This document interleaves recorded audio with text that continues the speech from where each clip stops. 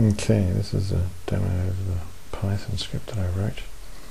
So first demo the problem. So you can see here I've got some JPEGs, some photos I took on holiday over 3 days, and the first collection from my mobile phone, and then I've got a few files that I took that I want to delete when I'm finished with all the files, but I'm keeping just for now. And then I've got some pictures that I took with my DSLR, which are in a different format to the mobile phone photos, yet they're all taken on the same 3 days. You can see up here, mobile phones, because they're JPEGs, Windows will tell you the date taken, but the Canon files don't have a date taken, so you can't sort them by that either. So I need a way of mixing these ones in with these ones into a continuous chronological order. So that's why I wrote this script.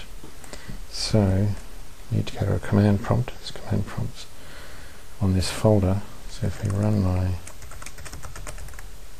Python script, which requires Python 3.22, see I've presented no parameters, so it comes up with the help.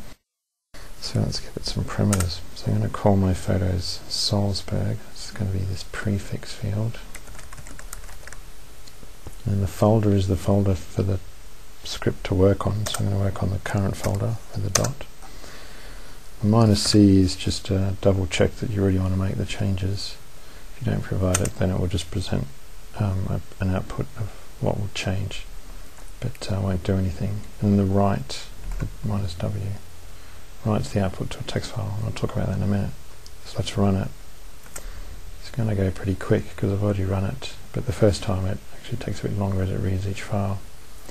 You can see that it's presented all this output, but we can't see all of it because of the size of the command window.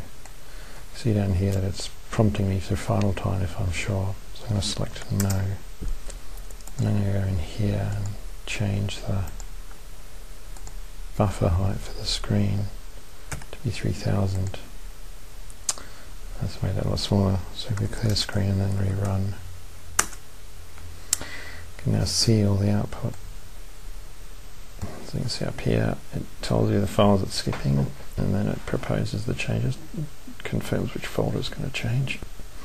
And on the left side here are all the original file names, and on the right side is what it's going to name it to. So it's going to take my prefix Salzburg, add an underscore, the year, month, day, and then the hour, min, second, and then a contiguous counter counting up for each file. So you can see here it's starting to figure out when each of these photos were taken and put them in the right order, so that on this side all the numbers just increment up, so that Windows will see these all in the correct order now. And so it goes on. Now it's doing these files that I don't really want to keep, so I don't really want to rename them. So what I'm going to do there is go back to the folder, create temp folder, and then find all those pictures.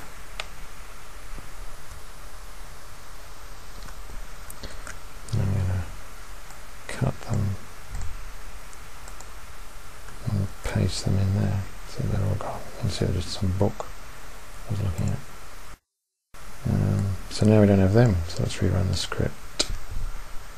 Down the bottom here it's going to prompt, so I need to say no again. You can see it says aborted, so let's rerun, let's clear screen, rerun script. Okay, so this time it should just be the photos I'm interested in, Salzburg's camera phone one. So you can see from the camera phone ones it extracts the date and time, which it didn't have the time in there, and the Canon ones don't have the time, but I've decided to put the time in all of mine. And over here it preserves the extension CR2 JPEG. If it's JPG, it'll keep it as JPG. If it's lowercase, uppercase, it preserves it. And you can see for the camera phone ones, it actually adds the model of the camera, because JPEGs can come from a lot of cameras, and in my case I've got both an N97 and a C7 that I was taking photos with, so it differentiates them. But because the numbers increment, then it doesn't matter about the models, they'll still be in the correct order. So let's keep looking at all these files. So it's renaming Canon ones there, lots of mobile phone ones in amongst the Canon ones. So I'm fairly happy with all of that. So let's go yes. So hit yes. And it doesn't take very long because it's already got all the information it needs from the processing step, so it just makes the change fairly rapidly. And now we look at the folder, the files are all renamed. So we can now sort them by name. And there they are, 1, 2, 3, 4, 5, 6, 7, 8, 9, counting all the way up to something in 344 files. Okay. And showing the model numbers where there's a JPEG and just leaving the Canons, the Canon extension. Yeah, so that's nice and sweet now. So I can now go through those in order all the time. And that's the script.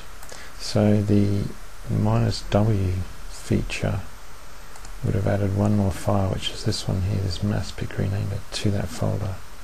If we open that up, we'll be able to see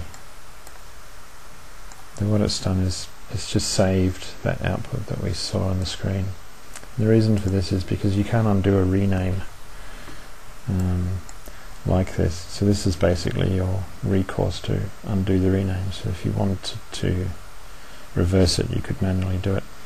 Or if it missed some, like if you had files that were somehow linked but it's now renamed them, then you could at least figure out what the new one's being called, so you can then recover if there's any mistakes like that. So yeah, this allows you to basically go backwards manually by realizing what if there's any information in the old file name that was thrown away that you still need now because it's been renamed. So there you go, and that's the script.